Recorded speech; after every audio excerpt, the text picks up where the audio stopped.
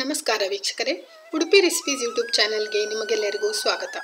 ಇವತ್ತು ಹಸಿರು ಬಣ್ಣದ ಚಪಾತಿ ಅಂದರೆ ಪಾಲಕ್ ಸೊಪ್ಪಿನಿಂದ ಮಾಡುವ ಚಪಾತಿ ಮತ್ತು ಅದಕ್ಕೆ ಹೊಂದಿಕೆಯಾಗುವ ಟೊಮೆಟೊ ಚಟ್ನಿಯನ್ನು ಹೇಗೆ ಮಾಡೋದು ಅಂತ ತೋರಿಸ್ತಾ ಇದ್ದೀನಿ. ಮೊದಲಿಗೆ ಒಂದು ಪಾತ್ರೆಗೆ 2 ಕಪ್ನಷ್ಟು ನೀರನ್ನು ಹಾಕೊಳ್ತಾ ಇದ್ದೀನಿ.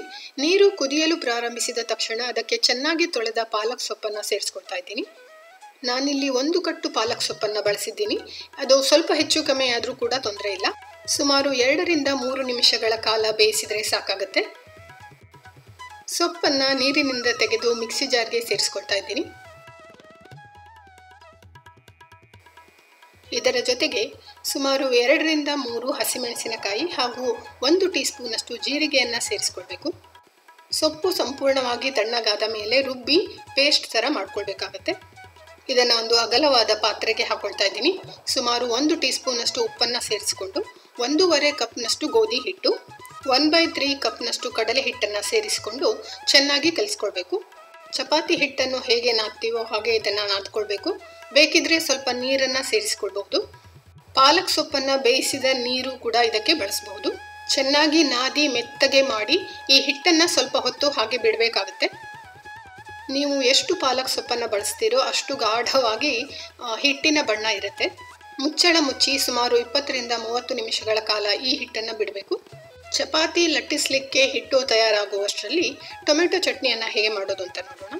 ನಾನಿಲ್ಲಿ 2 ಟೊಮೆಟೊ ಹಾಗೂ 1 ಚಿಕ್ಕ ಈರುಳ್ಳಿಯನ್ನು ಬಳಸಿದ್ದೇನೆ. ಅದೆರಡನ್ನೂ ಚಿಕ್ಕದಾಗಿ ಕಟ್ ಮಾಡಿಟ್ಕೊಳ್ಬೇಕು. ಈ ಟೊಮೆಟೊ ಚಟ್ನಿ ಪಾಲಕ್ ಚಪಾತಿಗೆ ತುಂಬ ಚೆನ್ನಾಗಿ ಹೊಂದಿಕೆ ಆಗುತ್ತೆ. ಈಗ ಒಂದು ಬಾಣಲೆಗೆ 1 ಟೇಬಲ್ ಸ್ಪೂನಷ್ಟು ಎಣ್ಣೆ ಹಾಕಿ ಕಟ್ ಮಾಡಿದ ಈರುಳ್ಳಿಯನ್ನು ಸೇರಿಸ್ಕೊಳ್ತಾ ಇದ್ದೇನೆ. ಈರುಳ್ಳಿಯನ್ನು 1-2 ನಿಮಿಷಗಳ ಕಾಲ ಕೈಯಾಡಿಸಬೇಕು.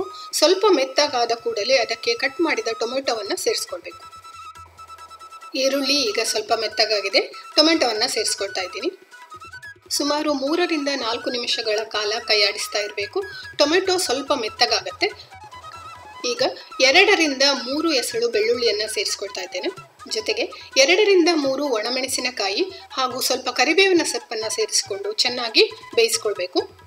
ಟೊಮೆಟೊ ಸಂಪೂರ್ಣವಾಗಿ ಮೆತ್ತಗಾಗುವವರೆಗೂ ಇದನ್ನು ಬೇಯಿಸ್ಕೊಳ್ಬೇಕಾಗತ್ತೆ. ಸಂಪೂರ್ಣವಾಗಿ ಬೆಂದ ಟೊಮೆಟೊವನ್ನು ನಾನೀಗ ಮಿಕ್ಸಿ ಜಾರ್ಗೆ ಸೇರಿಸ್ಕೊಳ್ತಾ ಇದ್ದೀನಿ. ಜೊತೆಗೆ 1 ಟೀ ಸ್ಪೂನಷ್ಟು ಉಪ್ಪು ಹಾಗೂ ಸ್ವಲ್ಪ ಕೊತ್ತಂಬರಿ ಸೊಪ್ಪನ್ನು ಕೂಡ ಸೇರಿಸ್ಕೊಳ್ತಾ ಇದ್ದೇನೆ. ಕೊತ್ತಂಬರಿ ಸೊಪ್ಪು ಈ ಚಟ್ನಿಗೆ ಒಳ್ಳೆಯ ಒಂದು ಸುವಾಸನೆಯನ್ನು ಕೊಡುತ್ತೆ. ಅದನ್ನು ಮಿಸ್ ಮಾಡಬೇಡಿ. ಚೆನ್ನಾಗಿ ತಣ್ಣಗಾದ ಮೇಲೆ ರುಬ್ಬಿದ ಮಿಶ್ರಣ ಹೀಗೆ ಕಾಣುತ್ತೆ. ಈಗ ಒಗ್ಗರಣೆಗೆ 1/2 ಟೇಬಲ್ ಸ್ಪೂನಷ್ಟು ಎಣ್ಣೆ, 1/2 ಟೀ ಸ್ಪೂನಷ್ಟು ಸಾಸಿವೆ ಹಾಗೂ ಸ್ವಲ್ಪ ಕರಿಬೇವಿನ ಸೊಪ್ಪನ್ನು ಸೇರಿಸಿ ಸಾಸಿವೆ ಚಟಪಟ ಸಿಡಿದ ತಕ್ಷಣ ರುಬ್ಬಿದ ಮಿಶ್ರಣವನ್ನು ಅದಕ್ಕೆ ಸೇರಿಸ್ಕೊಳ್ತಾ ಇದ್ದೀನಿ.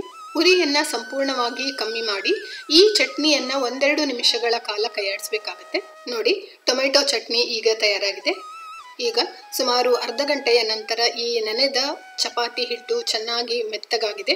ಸ್ವಲ್ಪ ಹಿಟ್ಟನ್ನು ತೆಗೆದುಕೊಂಡು ಮಧ್ಯಮ ಗಾತ್ರದ ಉಂಡೆ ಮಾಡಿ ಚಪಾತಿಯನ್ನು ಲಟ್ಟಿಸಬೇಕು. ಸಾಕಷ್ಟು ಒಣ ಹಿಟ್ಟನ್ನು ಬಳಸಿಕೊಂಡು ಎಷ್ಟು ತೆಳ್ಳಗೆ ಸಾಧ್ಯವೋ ಅಷ್ಟು ತೆಳ್ಳಗೆ ಈ ಚಪಾತಿಯನ್ನು ಲಟ್ಟಿಸ್ಕೊಳ್ಬೇಕಾಗತ್ತೆ. ಈ ಚಪಾತಿಯ ಬಣ್ಣವೂ ಆಕರ್ಷಕ, ಆರೋಗ್ಯಕ್ಕೂ ಅಷ್ಟೇ ಹಿತಕರ. ಪಾಲಕ್ ಸೊಪ್ಪನ್ನು ಇಷ್ಟಪಡದವರು ಕೂಡ ಈ ಚಪಾತಿಯನ್ನು ಇಷ್ಟಪಟ್ಟು ತಿಂತಾರೆ.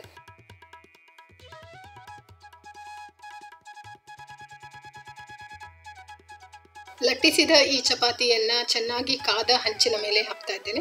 ಮಧ್ಯಮ ಉರಿಯಲ್ಲಿ ಕೈಯಲ್ಲಿ ತಿರುಗಿಸ್ತಾ ಇದನ್ನು ಕಾಯಿಸ್ಕೊಳ್ಬೇಕಾಗತ್ತೆ. ಚಪಾತಿಯ ಮೇಲೆ ಗುಳ್ಳೆ ಥರ ಬರಲಿಕ್ಕೆ ಪ್ರಾರಂಭ ಆಗಿದೆ. ನಾನೀಗ ಸ್ವಲ್ಪ ತುಪ್ಪವನ್ನು ಹಚ್ಕೊಳ್ತಾ ಇದ್ದೇನೆ. ಇದನ್ನು ಮಗುಚಿ ಹಾಕಿ ಆ ಬದಿ ಕೂಡ ತುಪ್ಪವನ್ನು ಹಚ್ಚಿಕೊಂಡು ಚೆನ್ನಾಗಿ ಕಾಯಿಸ್ಕೊಳ್ಬೇಕಾಗತ್ತೆ. 2 ಕಡೆ ಚೆನ್ನಾಗಿ ಕಾಯಿಸಿದ ಚಪಾತಿಯನ್ನು ಬಿಸಿ ಬಿಸಿಯಾಗಿ ಬಡಿಸಿ. ಚಪಾತಿಯನ್ನು ನೇರ ಉರಿಯಲ್ಲಿ ಕೂಡ ಕಾಯಿಸ್ಕೊಳ್ಬೋದು. ಅದನ್ನು ಈಗ ತೋರಿಸ್ತಾ ಇದ್ದೀನಿ. ಚಪಾತಿಯ ಮೇಲೆ ಗುಳ್ಳೆ ಬಂದ ತಕ್ಷಣ ಅದನ್ನು ನೇರ ಉರಿಗೆ ವರ್ಗಾಯಿಸಿ ಉರಿಯನ್ನು ಹೈ ಫ್ಲೇಮಲ್ಲಿ ಇಟ್ಟು ಕಾಯಿಸಿದಾಗ ಹೀಗೆ ಉಬ್ಕೊಳ್ಳುತ್ತೆ. ತುಪ್ಪ ಇಷ್ಟಪಡದವರು ಹೀಗೆ ಕೂಡ ಚಪಾತಿಯನ್ನು ಕಾಯಿಸ್ಕೊಳ್ಬೋದು. ಚಪಾತಿಯ ಹಸಿರು ಬಣ್ಣ ಹಾಗೂ ಟೊಮೆಟೊ ಚಟ್ನಿಯ ಕೆಂಪು ಬಣ್ಣ ಎಷ್ಟು ಆಕರ್ಷಕವಾಗಿದೆ ಅಲ್ವಾ ವೀಕ್ಷಕರೇ. ಬಿಸಿ ಬಿಸಿ ಪಾಲಕ್ ಚಪಾತಿ ಮತ್ತು ಟೊಮೆಟೊ ಚಟ್ನಿ ತಯಾರಾಗಿದೆ. ಇದನ್ನು ನಿಮ್ಮ ಮನೆಯಲ್ಲೂ ಕೂಡ ಪ್ರಯತ್ನಿಸಿ. ನಿಮಗೆ ಹೇಗನಿಸ್ತು ಅಂತ ನನಗೆ ಬರೆದು ತಿಳಿಸಿ. ಧನ್ಯವಾದಗಳು ವೀಕ್ಷಕರೇ. ಮುಂದಿನ ವಿಡಿಯೋದಲ್ಲಿ ಸಿಗೋಣ.